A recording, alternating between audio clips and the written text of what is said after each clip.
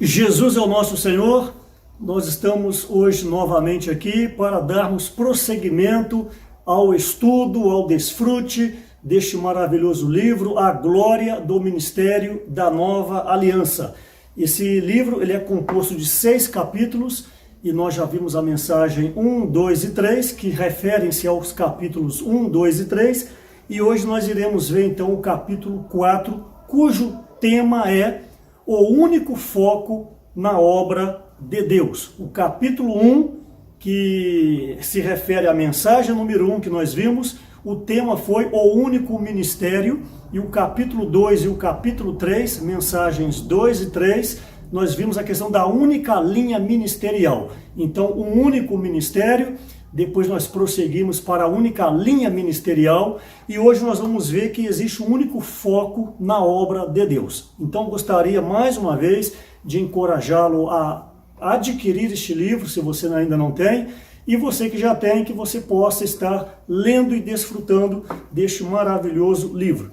Para você que não teve a oportunidade ainda de ouvir as primeiras mensagens ou de ler este livro, eu vou fazer um breve resumo para que você possa então se sintonizar no encargo e assim essa mensagem poder ser bastante útil na sua vida espiritual.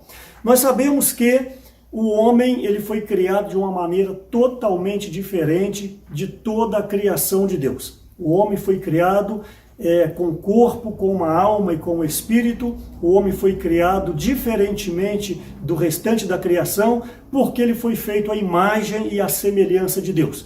Por isso, desde o início dessa palavra, então, que você possa se valorizar, você que está aí me assistindo agora, que você possa recuperar, restaurar a sua autoestima, você não olhar para o seu exterior apenas, mas você lembrar que dentro de você há o espírito humano, a qual nós vemos em 1 Tessalonicenses capítulo 5, versículo 23, e também vemos em Eclesiastes capítulo 3, versículo 11, e também no decorrer de todo o restante da Bíblia, sempre faz menção que há algo de Deus dentro do homem desde a sua criação. Por isso que o homem foi feito à imagem e à semelhança de Deus. Bom, essa visão panorâmica que foi falada agora da criação do homem, vale lembrar que mais cedo ou mais tarde há a necessidade que este homem criado, o ser humano, homem e mulher, venha a receber o Senhor Jesus como seu único Deus e o único Salvador.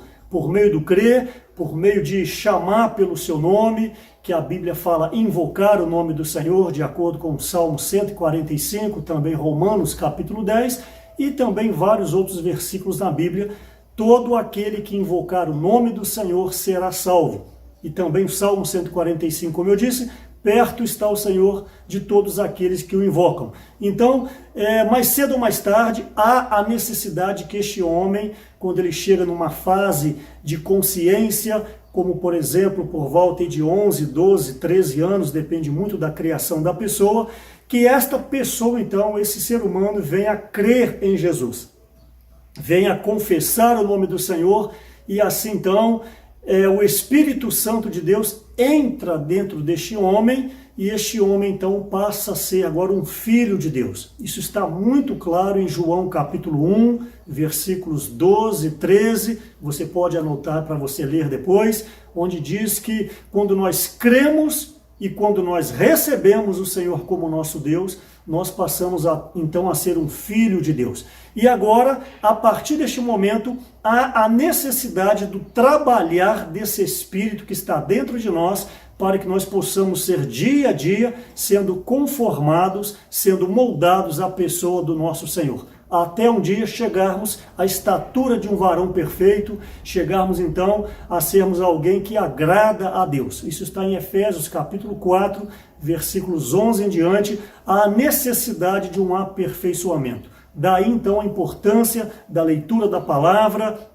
a importância da oração, a importância do congregar, a importância do reunir, de estar com aqueles que de coração puro invoca o nome do Senhor Jesus. Portanto, o capítulo 1, que refere à mensagem 1, nós vimos que Deus tem um único ministério. Isso é bom você, ouvinte que está agora aí, vendo por este canal do YouTube, que você fixe bem essa questão que Deus tem um único ministério. Ministério é o desejo do coração de Deus, ministério é o propósito de Deus, ministério é a vontade eterna de Deus. Então Deus deseja executar esse ministério. Repito, é um único ministério até a eternidade vindoura. Desde a eternidade passada até a eternidade futura, Deus tem uma linha de raciocínio, Deus tem uma linha de execução, Deus tem um único propósito. A tudo isso chamamos de ministério. Então, o ministério é a vontade eterna de Deus. No Antigo Testamento, vimos que esse ministério da antiga aliança, ele começou propriamente dito em Êxodo capítulo 19. Gostaria de fixar novamente que o ministério não é para uma pessoa. O ministério não é para uma família. O ministério é para um povo. Então, mesmo que Deus havia chamado Abraão, de início era Abrão, Deus então havia chamado Abraão, que se tornou o pai da fé. Ainda em Abraão, nós não vemos de uma maneira muito prática a questão do ministério, nem mesmo a partir do seu filho Isaque e nem mesmo a partir de Jacó. Por quê? Porque ainda não existia um povo propriamente dito. Havia sim indivíduos, havia sim no máximo famílias. Então, em Jacó, cerca de 70 a 75 pessoas descem para o Egito por causa da fome que acometeu a terra onde eles moravam. Então, essa família, com cerca de 75 pessoas, desceu para o Egito em favor de buscar ali alimento. O que ocorre? Este povo, então, ali no Egito, estou encurtando a história porque julgo que você conhece. Este povo, então, ficou refém, ficou ali escravo de Faraó por cerca de 430 anos. Então esse povo clamou ao Deus dos céus, clamou ao Senhor, e o Senhor então levanta um homem chamado Moisés, o libertador. Então em Moisés, com o apoio do seu irmão Arão, o povo então foi libertado por meio de passar o Mar Vermelho, e esse povo então, ele agora estaria sentido a Canaã, que era o desejo do coração de Deus, que o homem fosse para a terra prometida. Então, em Moisés, agora no deserto, a caminho de Canaã, a terra prometida, já havia cerca de 2 milhões de pessoas. Observem bem que de 75 pessoas da família de Jacó, que desceram, as 75 pessoas desceram para o Egito, agora esse povo se tornou um povo muitíssimo forte, até alcançar então cerca de 2 milhões de pessoas na época que foram conduzidos por Moisés para além-mar, para o lado da terra de Canaã, que era o objetivo final deles. Agora sim, para essa caminhada no deserto, Deus precisava, por meio de Moisés, conduzir este povo, e este povo então precisava de algumas orientações, porque não precisava de regras e precisava de direção. Então ali, em Êxodo capítulo 19, Deus, por meio de Moisés, estabelece a antiga aliança. Eu gostaria apenas de ler um versículo rápido, Êxodo capítulo 19, se possível, você abrir a sua Bíblia, no versículo 6, é o 5 e o 6, mas para ganhar tempo, o versículo 6, vós me sereis reino de sacerdotes e nação santa, são estas as palavras que falarás aos filhos de Israel. Então, no capítulo 19 de Êxodo, versículos 5 e 6, Deus então estabelece por meio de Moisés a antiga aliança. A partir então deste momento, Deus começa a conduzir o seu povo. No capítulo 20 de Êxodo, a lei foi dada, o povo então passa a ter regras, o povo então passa a ter objetivo de vida, o povo então passa a ter um referencial do que agradava a Deus ou não. A própria lei é a pessoa do Senhor, a própria lei é a expressão de Deus. Paulo fala em Romanos que a lei é boa, A lei procede de Deus, a lei é a expressão do que está no coração de Deus para o homem.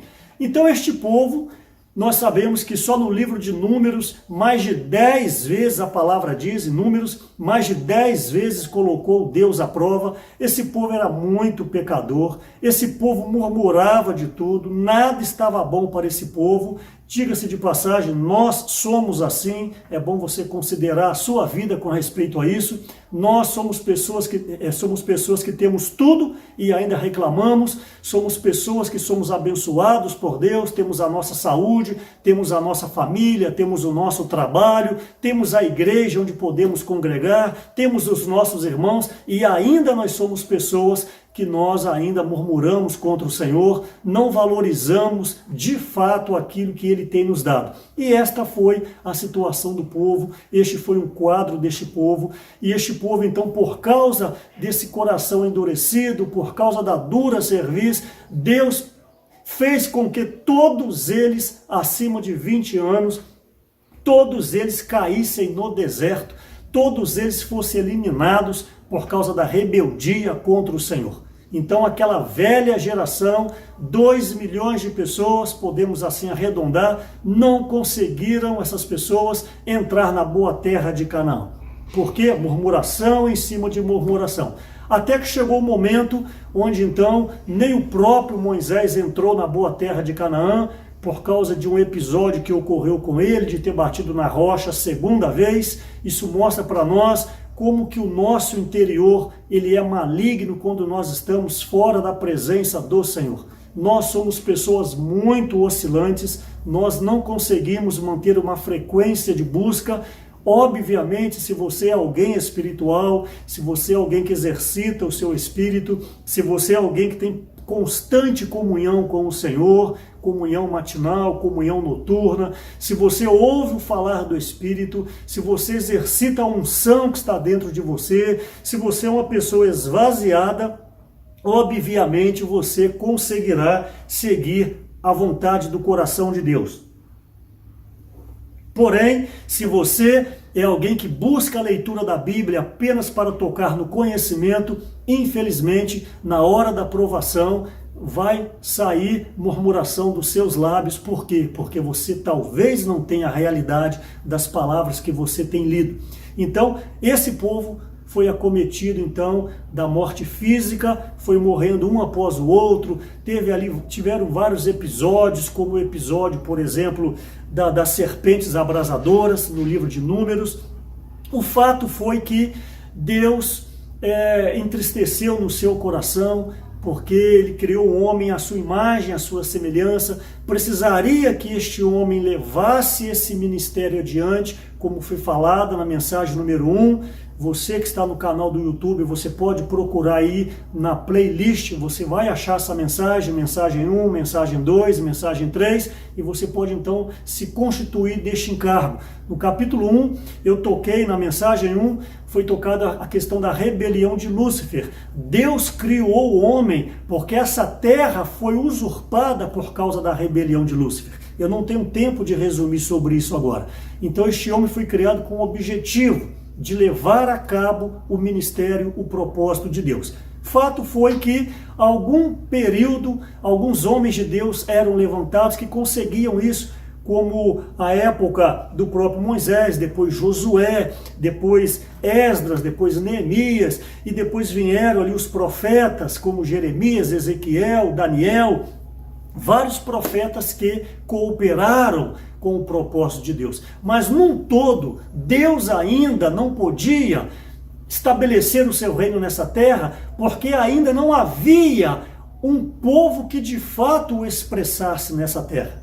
Então Deus, no final do Antigo Testamento, ali com Malaquias, houve o período chamado intertestamentário, que é de Malaquias até o início do Novo Testamento, quando o anjo Gabriel apareceu para Zacarias. Esse período nós chamamos de período intertestamentário, onde ficou por volta de 400 anos sem Deus se manifestar ao homem, pelo menos não há registro nas Escrituras.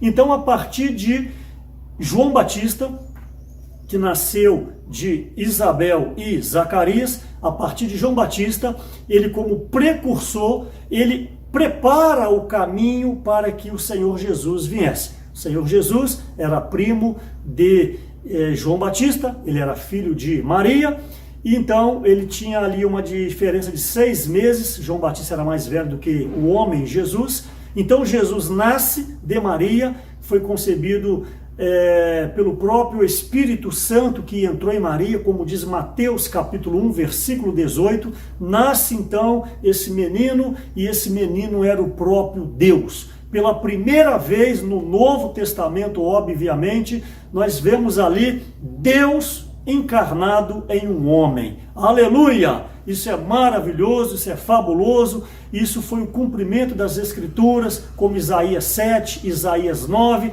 e outras sinalizações que a Bíblia aponta para nós. Então, Jesus ele nasceu e iniciou o seu ministério de uma maneira propriamente dita, ali em Mateus capítulo 4, mostra isso, versículo 17, o Senhor iniciou então pregando o evangelho do reino. O Senhor, desde a primeira fala dele, oficial, mostra qual era o desejo dele, que o reino de Deus fosse estabelecido nessa terra. Por quê e para quê? Por quê? Porque Satanás havia sido jogado por terra, era o antigo Lúcifer, o anjo de luz que se tornou Satanás, foi lançado por essa terra. E para quê? Para destronar Satanás, para destronar esse governo ilícito de Satanás, para então que a vontade eterna de Deus fosse cumprida nesta terra e Deus novamente pudesse ter uma expressão forte, uma expressão digna e uma expressão onde houvesse vida e paz. Então,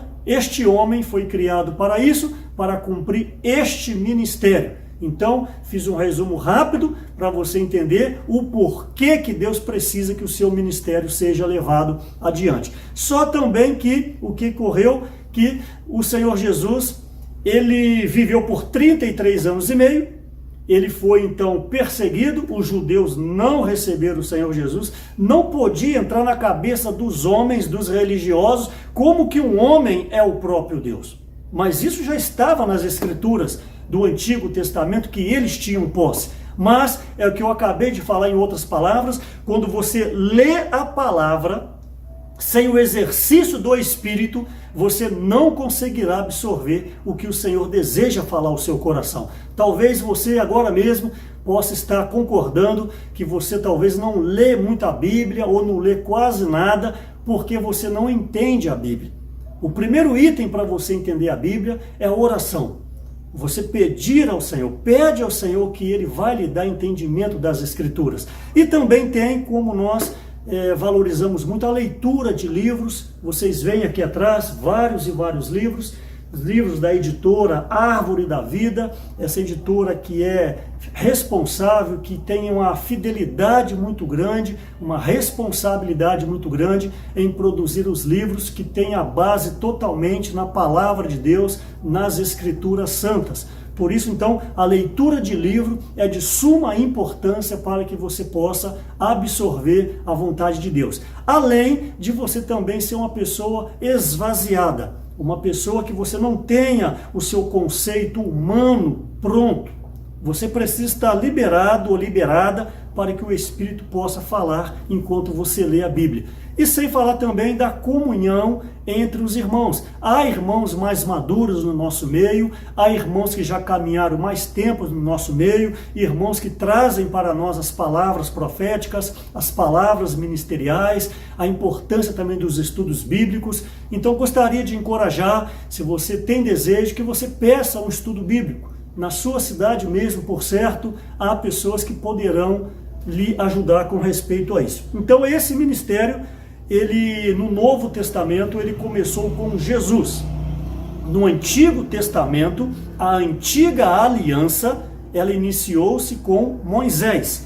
Chegando então no Novo Testamento, foi necessário, porque a antiga aliança não tinha condições de dar vida ao homem. Por quê? Porque a lei cobrava do homem, mas não dava subsídio para que o homem pudesse cumprir a lei. Então, chegando no Novo Testamento, Deus, como o próprio Espírito Santo, Mateus 1,18, ele entra em Maria, e Maria então dá luz a um filho chamado Jesus, mas o interior desse Jesus era o próprio Deus. Agora nós temos nessa terra um homem Deus, aleluia! Isso é fabuloso, meus amados irmãos, minhas amadas irmãs, meu amigo, você que assiste pela primeira vez, isso é fabuloso nós termos nessa terra um homem que Deus habita dentro nele, como é referido em João capítulo 1, versículo 14. Eu fico empolgado com essa palavra, porque isso é muito magnífico, ter um homem que Deus está dentro nele. Então este homem chama-se Jesus. Por isso que Jesus é o próprio Deus, é o que também toda a Escritura sinaliza para nós, até com versículos muito claros com respeito que Jesus é o próprio Deus, como 1 João capítulo 5, versículo 20, é um deles, é um versículo que eu gosto bastante. Então, nesse Novo Testamento, o Senhor Jesus, como primeiro ministro da nova aliança, do novo pacto, para levar a cabo esse ministério de Deus Pai, Jesus então por 33 anos vive nessa terra, por volta de 33 anos, e então ele chama 12 discípulos. Eu falei há pouco que o ministério não é para uma pessoa, o ministério não é para uma família, o ministério é para um povo. Então agora o Senhor Jesus, homem, sabia que tinha pouco tempo nessa terra, ele precisava então expandir o reino de Deus por meio dos homens. Então em Lucas capítulo 6, no versículo 12, ali após o Senhor Jesus orar a noite inteira, o Senhor então levanta 12 discípulos.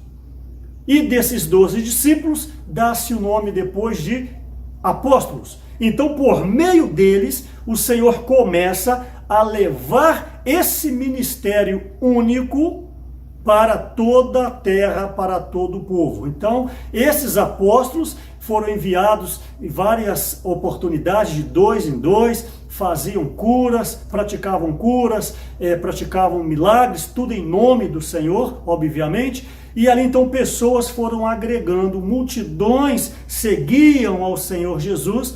Então agora o que ocorre? Ocorreu que o Senhor Jesus cumpriu o seu tempo nessa terra e ele foi à cruz. Ele foi morto, ele foi então entregue por meio de Judas, mas estava dentro da economia do propósito de Deus. Então Jesus agora, ele morre crucificado, ao terceiro dia ressuscita, conforme a própria promessa dele. Por 3 vezes ele havia falado isso nos evangelhos, e agora ele é assunto, ele é elevado aos céus, e ele então volta para a glória, aquela mesma glória a qual ele se despiu para entrar no homem. Isso está revelado no livro de João, capítulo 17, e também em alguns outros capítulos do próprio João. Jesus agora, ele ressuscita, Deus Pai o ressuscitou. Por quê? Porque aprovou a obra dele. Então você pode definir o que é a ressurreição. Sim, a ressurreição é a liberação da vida.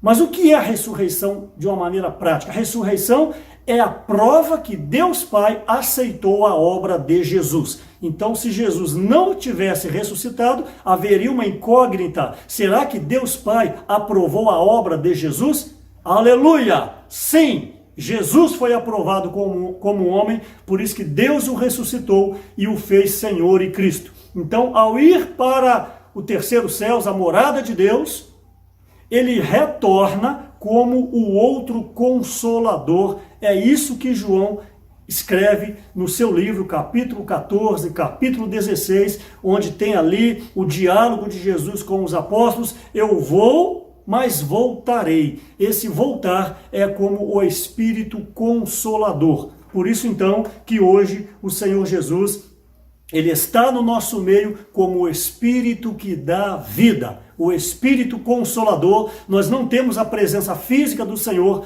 mas nós temos a presença do nosso Senhor em nosso espírito. Por isso que todos aqueles, como eu disse há pouco, que vêm a crer em Jesus por meio de ouvir o Evangelho, vêm até mesmo ser batizado, vêm aclamar o nome do Senhor, o seu espírito humano abre-se para que o Espírito Santo de Deus entra no seu espírito e agora há uma mescla entre Deus e o homem. Por isso que João 14, 23, se alguém me ama, guardará a minha palavra e meu Pai o amará e viremos para ele e faremos nele morada. Aleluia! Deus deseja fazer morada dentro do homem. Efésios 2, 22, nós estamos sendo trabalhados, aperfeiçoados para a habitação de Deus no Espírito. Então, Deus deseja habitar dentro do homem. Para quê? Para ele guiar o homem, para ele ser a luz do homem. Você, neste exato momento, que já creu no Senhor Jesus, você que já tem ele como seu Senhor, você tão somente precisa deixar que esse Espírito trabalhe em você. Esse Espírito, a unção que está em você, possa guiar a sua vida. Você não pode ser um cristão comum. Você precisa ser alguém que faça diferença nessa terra. No seu trabalho, na faculdade, onde quer que você esteja. Você precisa ser a luz do mundo e o sal da terra por meio de viver por esse Espírito que entrou em você ao crer. E também, Coríntios mostra para nós que aquele que se une ao Senhor é um espírito com ele. Então você que já tem o Espírito Santo de Deus, você deve ser um com o Senhor. Buscar a vontade de Deus. Por isso que a palavra de hoje está falando sobre a linha, sobre foco na obra de Deus. Você precisa de um foco na obra de Deus. Se você não tem um foco, você pode ser um cristão que ama o Senhor. E por certo você ama o Senhor. Por isso que você está ouvindo essa mensagem. Mas você precisa de um foco. Você precisa saber de onde você veio, onde você está e para onde você está indo. Somente conhecendo o propósito de Deus que você vai poder focar em Cristo Jesus e assim as suas obras, o seu viver cristão, ele será aceito na presença do Senhor. Então agora o Senhor Jesus se tornou o Espírito que dá vida, o Consolador.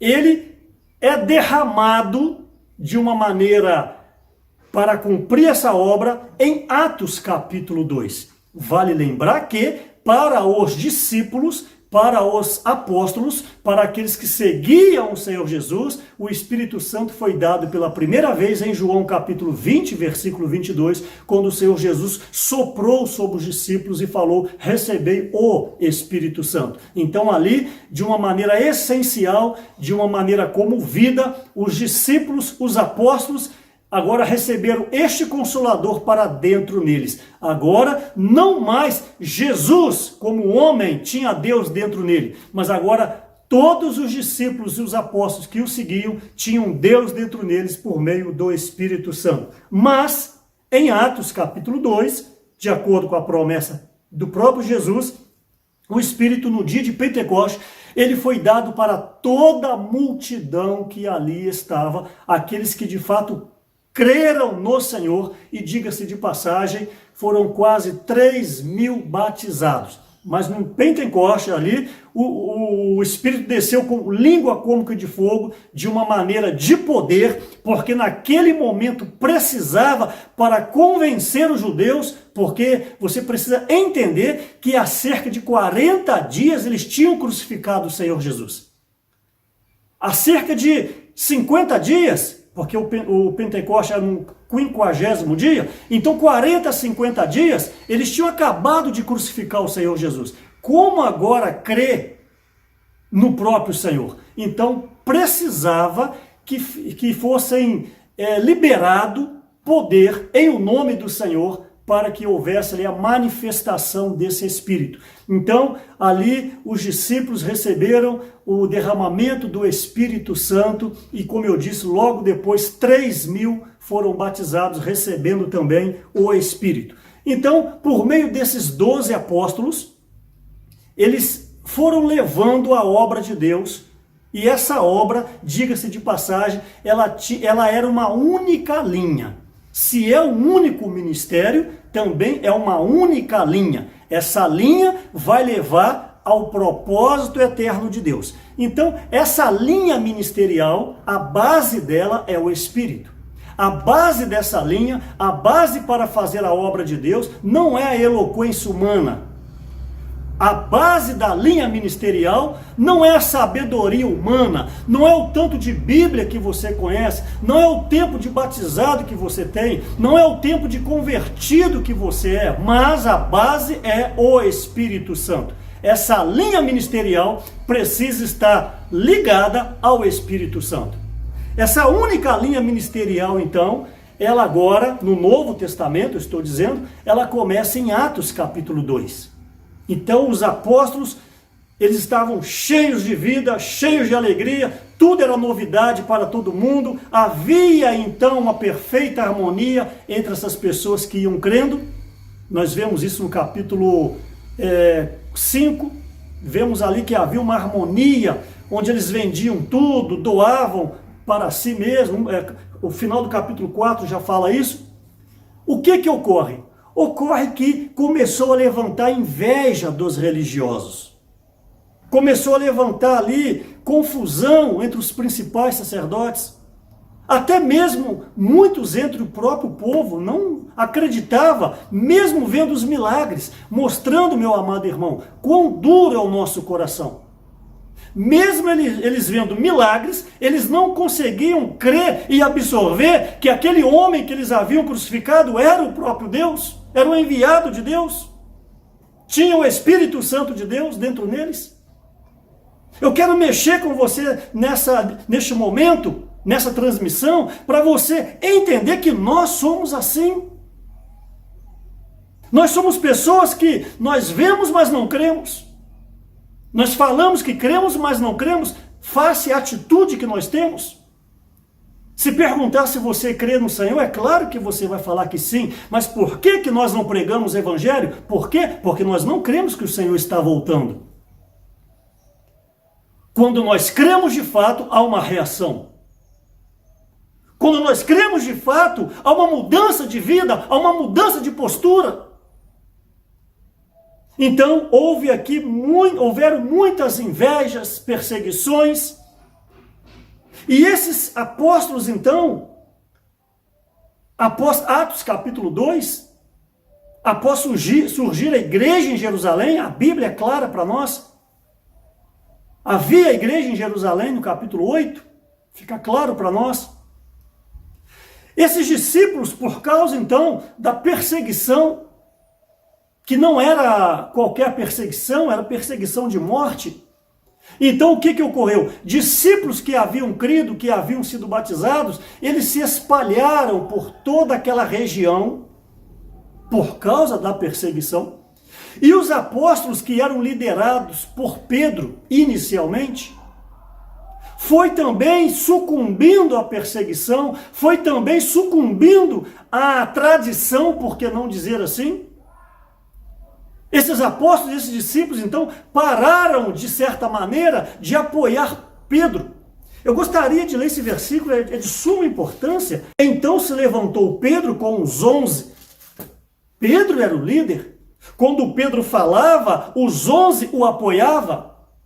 Quando Pedro proclamava a vontade eterna de Deus, os 11 o apoiavam. Então a igreja tinha força. A igreja tinha poder, a igreja crescia em número, a igreja fazia milagres, como ali em Atos 3, a cura do coxo, o próprio Pedro e João. Muitos e muitos milagres eram realizados por meio de uma igreja que ela estava fresca, que ela temia o nome do Senhor. Você, meu amado irmão, minha amada irmã, você que me assiste, considera em nome de Jesus essas palavras. Enquanto nós somos quando nós somos humildes, quando nós somos simples, esvaziados, quando nós consideramos quem está à nossa frente, quando nós temos um único foco, porque temos uma única visão, porque temos uma única linha ministerial, porque temos um único ministério, não tem como Deus não nos apoiar e não nos edificar. Atos 2, a igreja era a bênção. Por quê? Pedro falava e os 11 o apoiavam. Mas chegando em Atos capítulo 15, Chegando aqui no capítulo 15 do livro de Atos, Pedro então toma a palavra.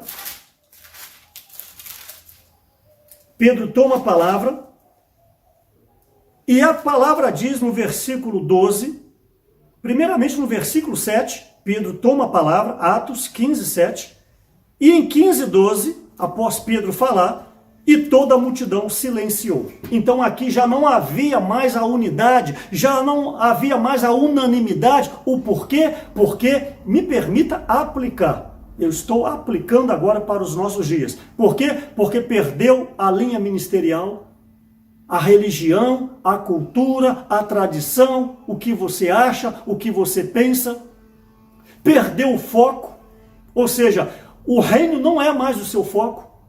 Falando aqui com todo respeito, por favor, espero que você me entenda, o dinheiro é o seu foco, a sua faculdade é o seu foco, a sua família é o seu foco, o seu trabalho é o seu foco. Claro, isso tudo que eu falei é lícito. Somos seres humanos, precisamos comer, precisamos beber, precisamos nos vestir, precisamos nos alegrar, precisamos passear, divertir, é claro, mas esse não deve ser o foco central, porque tudo isso vai passar, somente o Senhor vai permanecer. Você tem que estudar mesmo, ser o melhor aluno, ser o melhor profissional.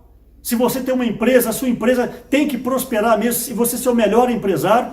Isso faz parte da bênção de Deus, mas você não pode tirar o foco do alvo central, que é trazer o Senhor de volta, estabelecer o seu reino, edificar a igreja e sermos arrebatados no grandioso e glorioso dia do nosso Senhor. Faça tudo isso, mas não tire os olhos do Senhor. O nosso amado irmão Pedro Dong tem falado nas mensagens recentes sobre Cristo ser o centro de tudo. Tudo precisa convergir em Cristo, de acordo com Efésios capítulo 1, versículos 9 e 10. Então aqui já não havia mais unidade e unanimidade entre os discípulos, e Pedro então perde força. E entra então na liderança da igreja de Jerusalém, Tiago. Esse Tiago não é o discípulo chamado em Lucas capítulo 6, versículo 12. Esse Tiago era o irmão de carne de Jesus, de acordo com Mateus capítulo 13, versículo 55, porque o Tiago, levantado como discípulo em Lucas 6,12, ele foi morto ao fio da espada em Atos capítulo 12 por Herodes. Então agora, Jerusalém começa a receber influência da religião. Só que eu falei há pouco, Deus tem um único ministério. Deus tem uma única linha ministerial. E nada pode mudar isso. Então Deus percebe, Deus vê que essa linha ministerial gerada no Novo Testamento, em Atos capítulo 2, passou de ser funcional ou praticável na igreja em Jerusalém. Então Deus permite, ele encaminha essa linha ministerial, ou ele permite que essa linha ministerial vá para a igreja em Antioquia. Então não tem como eu aqui passar toda a história, porque na mensagem 3 você poderá procurar aí no canal e você vai achar essa mensagem. Ali eu falei detalhes dessa linha ministerial, e obviamente está contido no capítulo 3 deste livro. Então ali eu falei detalhes e não tenho tempo aqui de repeti-los. O fato foi que agora Antioquia, a igreja em Antioquia, Atos capítulo 13, versículo 1 fala da igreja em Antioquia, mas no capítulo 11 de Atos, o evangelho chega por meio desses que foram dispersos. Lembra que eu disse que no capítulo 8 levantou uma perseguição, que os discípulos saíam fugindo da perseguição? Onde quer que eles fossem, eles pregavam o evangelho. Então um deles pregou o evangelho em Antioquia. Então a igreja em Jerusalém, os líderes, os presbíteros enviam Barnabé. Barnabé vai lá e faz uma checagem, e de fato os gentios agora, muitos judeus ali e também alguns gregos receberam a palavra. Diga-se de passagem, pela primeira vez os discípulos foram chamados de cristãos em Antioquia. Então agora, a partir de Antioquia, Deus permite que a partir dali a linha ministerial é levada adiante. Nesse meio tempo, em Atos 9, Saulo de Tarso é salvo. Passou a se chamar depois Paulo de Tarso.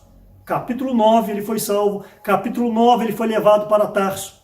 No capítulo 11, quando o evangelho chega a Antioquia, Barnabé vai em Tarso, pega Paulo, leva para Antioquia, porque Barnabé, um diácono da igreja em Jerusalém, percebe que em Antioquia a vontade eterna de Deus estava sendo feita, não mais em Jerusalém. Por quê? Porque acabou a unidade, acabou a unanimidade, perdeu-se a visão, perdeu-se o foco, perdeu-se a linha ministerial e o ministério único ficou parado. Então agora, em Antioquia, versículo 2, Barnabé e Saulo, que se transformou depois em Paulo, o nome dele foi alterado para Paulo, Barnabé e Paulo foram separados pelo Espírito Santo para a obra do ministério. Para quê? Para conduzir essa única linha ministerial. Então agora, eles saíram nas viagens missionárias e foram para o mundo gentil, onde então, a partir de Antioquia, podemos dizer que essa inserção dos gentios dentro da obra de Deus foi por causa da rejeição dos judeus. Se você pegar, por exemplo, Romanos capítulo 11, versículo 17, por causa da rejeição dos judeus, por causa do coração duro dos judeus, é que Deus permite que a oliveira brava, que somos nós, os gentios, fôssemos enxertados na oliveira boa e nós passássemos a receber a seiva divina. O próprio Espírito Santo de Deus entrou em nós por meio de crer e receber o Senhor Jesus. Isso é maravilhoso, eu fico empolgado com isso. Eu sou um filho de Deus porque eu creio em Jesus e recebi o Senhor Jesus. Então essa oliveira brava, ela foi enxertada e recebeu a vida divina. Isso está em Romanos capítulo 11, versículo 17. Então, por meio da pregação de Paulo e Barnabé e Paulo, o mundo gentil ali foi recebendo dia a dia, por meio das visitas, foi recebendo a palavra do Senhor. Ok? Então, chegando na terceira viagem, eu não estou detalhando aqui da questão de Barnabé e Paulo, porque tudo isso foi falado em mensagens anteriores. Repito mais uma vez, não tenho tempo de detalhar aqui hoje. Então, houve uma separação de Barnabé com Paulo, e Paulo, então, junto com Silas, depois junto com Timóteo, Paulo, então, na sua terceira viagem missionária, na cidade de Éfeso, ele consegue estabelecer um centro de obra. O que é isso? Ali diz escola de Tirano. Ele, como se fosse hoje, me permita o termo para você se localizar, uma escola de teologia. Mas não é a teologia tradicional. A letra preta no papel, a letra preta no papel branco, letras mortas. Não se refere a isso. Se refere a um estudo, me permita essa palavra, a um aperfeiçoamento, a uma abertura de visão com respeito ao único ministério do nosso Deus. Com respeito à única linha ministerial. Com respeito ao foco de Deus. Para quê? Para estabelecer o reino de Deus nessa terra. Por quê? Porque Satanás usurpou essa terra. Por quê? Porque Satanás agora influencia toda a humanidade. E para quê? Para destronar Satanás e o homem estabelecer o reino de Deus. E o Senhor Jesus, então, poder voltar para glorificar a sua comissão, glorificar toda a sua pessoa, glorificar todo o seu trabalho também nesta terra, para que ela seja do próprio Senhor Jesus. E Deus Pai, então, como a Nova Jerusalém, ela vai descer dos céus, como diz Apocalipse 21, e haverá aqui a Nova Jerusalém, a habitação entre Deus e os homens, a cidade eterna. Mas antes disso, há um item chamado reino. É isso que, infelizmente, a grande maioria dos cristãos não conhece. Para uma boa parte dos cristãos, existe céu e inferno. Desconhecem a questão do reino. É sobre isso que estamos falando, o estabelecimento do reino nessa terra. Muitos cristãos confundem reino com a perca do reino como ir para o inferno. É algo muito claro na Bíblia, por isso que eu encorajo você a buscar esse conhecimento na palavra, buscar esses princípios em leituras de livros adequados e também pedir, como eu disse há pouco, um estudo bíblico. Não tenho tempo e não é o foco para falar hoje. O foco aqui hoje é falar do único foco da obra de Deus. É o que eu estou desenvolvendo. Então, em Éfeso, é estabelecido ali um centro de obra, onde Paulo aperfeiçoou vários irmãos, como Samuel fazia lá no Antigo Testamento, a escola de profetas. Isso é bíblico. Então, um dos que foram aperfeiçoados foi Epáfras.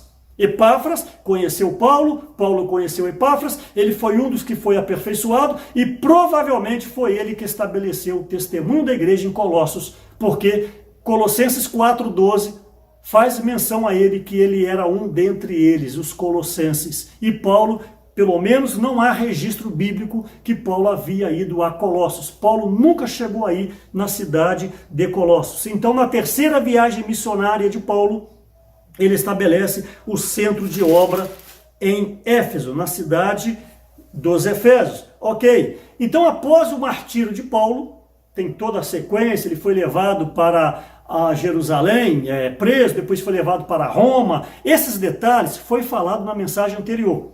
Então Paulo agora é martirizado. Antes disso ele escreve várias epístolas, como Efésios, Colossenses, Filipenses, Filemão, depois 2 cartas para Timóteo. Provavelmente ele escreveu Hebreus e também o livro de Tito. Então o que ocorre? Se não me falha a memória, o livro de Tito. O que ocorre? Após o seu martírio, o Espírito Santo levanta João. Sim, o apóstolo João, aquele que foi levantado como discípulo em Lucas capítulo 6. O apóstolo João, então, é levado para a cidade de Éfeso. Ali ele não foi reinventar a roda.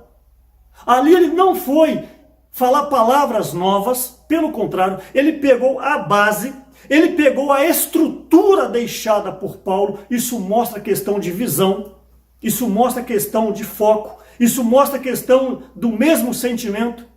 Então João foi para Éfeso, pegou a estrutura deixada por Paulo, e ele então percebeu que o problema dos Efésios era a falta do exercício do amor. Por isso que Apocalipse capítulo 2, ao escrever para 7 igrejas, ele faz menção de Éfeso, que vocês abandonaram o primeiro amor.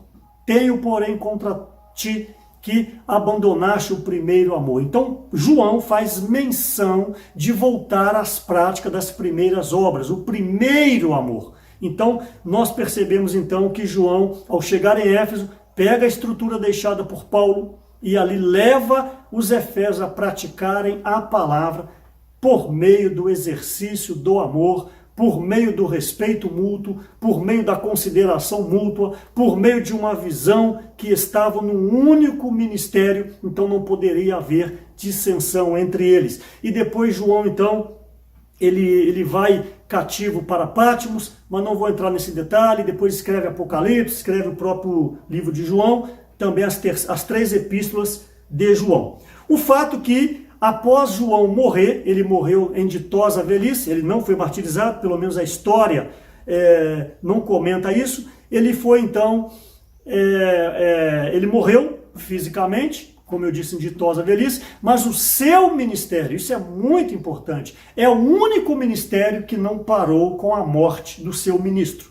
O ministério de Moisés parou quando Moisés morreu, o ministério de Paulo parou quando ele foi martirizado, mas o ministério de João, ele permanece até os dias de hoje. É o que está registrado em João capítulo 21, aquela conversa entre Jesus e Pedro, e daqui a pouco Jesus estava alinhando Pedro numa questão, João 21, e João passa e Pedro pergunta a Jesus sobre João, e Jesus responde: se eu quero que ele fique até que eu venha, que te importa? A palavra diz em João 21 que tornou corrente que João não morreria. Aí a própria Bíblia explica: ora, Jesus não disse que ele não morreria, mas Jesus disse: se eu quero que ele permaneça até que eu venha, que te importa? Esse ele não é João. Esse ele é o ministério de João, o ministério ulterior de João, que, diga-se de passagem, é o ministério do Espírito e da vida. Então, hoje, se alguém lhe perguntar em que ministério você está, você pode falar: eu estou no ministério do Espírito e da vida, o ministério único que nasceu no Novo Testamento desde Efésios capítulo 2, desde Atos capítulo 2. O meu ministério é esse ministério que eu sigo, o ministério de João. Ok? Então, esse ministério, ele não parou com a morte de João. Ele permanece até os dias de hoje e ele vai permanecer até a volta do Senhor. Entrando na reta final para finalizar a mensagem, qual é esse único foco na obra de Deus, que é o tema de hoje? Esse foco é fazer a vontade de Deus. Você precisa ter um foco na sua vida espiritual. Você foi salvo, você foi regenerado, você está passando pelo processo de santificação e você chegará à glorificação, como diz o livro de Romanos, capítulo 8. Mas você não pode achar que isso é para nada. Isso é para você fazer a vontade de Deus. Se você trabalha, por exemplo, numa padaria, numa farmácia, se você é um engenheiro, se você é um médico, se você é um professor, não importa o que você seja, você está nessa terra, é para fazer, é para cumprir, é para cooperar com a obra de Deus. Seja um engenheiro que coopera com a obra de Deus. Seja um pedreiro que coopera com a obra de Deus. Seja uma professora que coopera com a obra de Deus. O seu encargo maior, o meu encargo maior é cooperar com a obra de Deus. Esse deve ser o nosso foco. Você não pode perder isso. Porque senão você vai perder o centro do que Deus precisa na sua vida. Como tem sido mostrado, repito, as palavras proféticas que temos ouvido recentemente, um círculo. Para você fazer um círculo com um compasso, usamos muito isso nas escolas. Você precisa que aquela agulha do compasso, ela fixa no meio e o compasso então faz o círculo. Essa agulha, esse ponto central é Cristo. Se você não tiver o Cristo como centro, a sua vida não tem sentido. Você não sabe para onde você vai. Você não sabe se o seu caminho está correto. Por isso você precisa ter Cristo como a sua referência. No seu trabalho, Cristo é a sua referência. Na sua faculdade, Cristo é a sua referência. E diga-se de passagem, o seu viver da igreja, Cristo deve ser a sua referência. Até mesmo as reuniões da igreja, na congregação, nos templos, não importa. Você precisa ter em mente que você está ali servindo a Cristo Jesus e não a homem. E que o seu serviço é para cooperar com a edificação da igreja, não é para levantar, não é para edificar uma torre particular, para você receber os aplausos, receber os holofotes. O nosso serviço é para trazer o Senhor de volta, cumprindo a sua vontade. Este é o nosso foco, fazer a vontade de Deus. E um exemplo muito clássico disso é o laser. O laser, por que o laser vai longe? Por que o laser, não esses que a gente conhece, esses que você compra aí nas lojinhas, mas um laser potente, ele é capaz de cortar aço. Ele é capaz de cortar qualquer coisa. Há laser potente que chega até a lua. Como que o laser consegue essa força na sua luminosidade? Porque, por exemplo, a luz de uma lâmpada, como essa lâmpada que clareia aqui agora, é uma luz que ela é composta de várias frequências, várias cores. Então, uma anula a outra. Fica uma luz difusa. Ela é capaz de clarear esse ambiente, mas ela não tem um foco. Não sei se deu para você me entender. A luz, ela tem várias ondas. Essa lâmpada que a gente conhece normal. Várias frequências. Ela não foca em lugar nenhum. Ela é uma luz difusa. Agora o laser, o segredo do laser é que as fases estão colimadas. É uma única cor, o laser, é a luz em uma única cor, que ela está na mesma fase, na mesma frequência, em paralelo, ou seja, colimadas essas frequências. Então o laser atinge uma distância muito longa e, como eu disse, há lasers que ele corta até aço. Qual é o segredo? O segredo é o foco. Semelhantemente, na obra de Deus, nós precisamos ter o mesmo foco. O falar profético tem chego até nós todos os sábados à noite, todos os domingos pela manhã. Também nós temos ali as palavras de terça-feira, de quarta-feira. Essas palavras não podem apenas nós ouvirmos e deixar passar.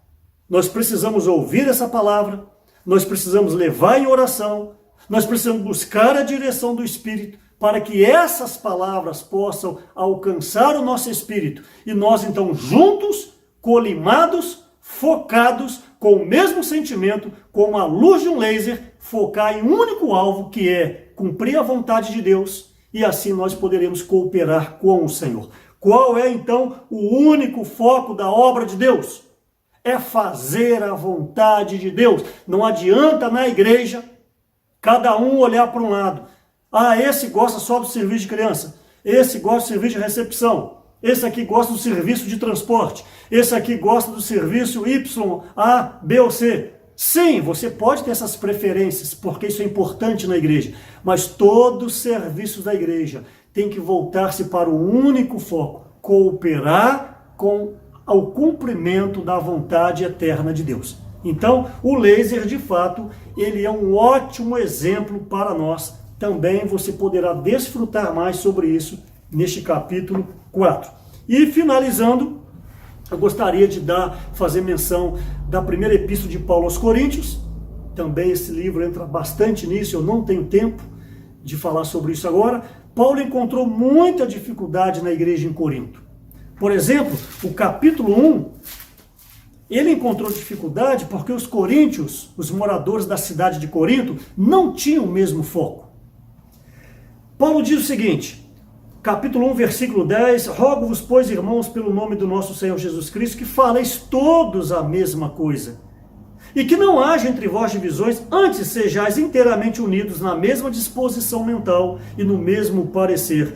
Pois, a vosso respeito, meus irmãos, fui informado que há contendas entre vós. Versículo 12 do capítulo 1. Refiro-me ao fato de cada um dizer, eu sou de Paulo, eu sou de Apolo, eu sou de Cefas, eu sou de Cristo. Aí Paulo fala no versículo 13, acaso Cristo está dividido? Foi Paulo crucificado em favor de vós? Ou fostes porventura batizados em nome de Paulo? O que estava acontecendo em Corinto? Na cidade de Corinto.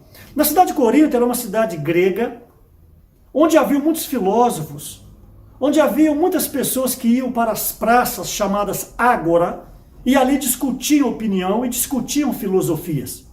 Então eram pessoas que não exercitavam o espírito, eram pessoas que viviam na esfera da mente, na esfera mental, na razão humana. Então ali, porque viviam no homem natural, no homem terrenal, havia preferência entre eles. Ah, eu gosto de Paulo, porque Paulo é um apóstolo. Estou dando exemplo. Ah, eu gosto de Apolo, porque Apolo é eloquente. Ah, não, eu já gosto de Pedro, porque Pedro é o líder da igreja em Jerusalém. Você que me assiste, se nós perdermos o foco da obra de Deus, vai haver no nosso meio, vai haver no meio da igreja, preferências. E nada mais destrói uma igreja quando se tem preferência.